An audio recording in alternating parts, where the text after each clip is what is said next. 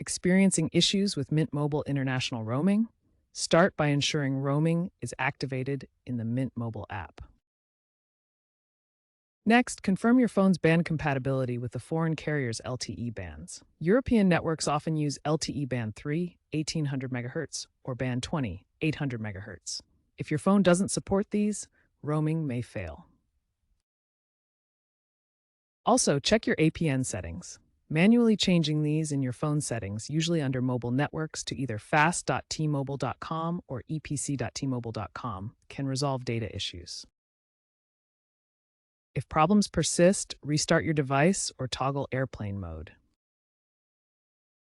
Remember, Mint Mobile relies on T-Mobile's roaming agreements, so coverage depends on T-Mobile's partnerships in your destination.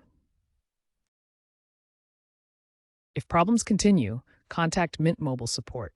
This is key because they can check for account-specific issues or manual unlocks that might be needed.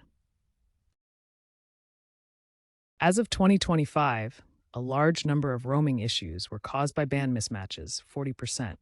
So this is a very common issue to address. Mint Mobile leverages T-Mobile's network, impacting its international roaming capabilities. Compatibility hinges on carrier partnerships and your phone's supported frequency bands. Mint Mobile primarily uses T-Mobile's LTE bands. Roaming may not be seamless in non-partner areas, potentially leading to expensive rates or complete failure. Looking ahead, Mint Mobile plans to integrate AI-driven roaming detection to automatically adjust settings based on location and network quality. 5G roaming is still limited due to spectrum incompatibilities, often defaulting to LTE. If experiencing connection issues when roaming, always consider purchasing a local SIM card for a more reliable connection. The reliability of international roaming is projected to improve significantly with the adoption of 6G technology, but that is still years away.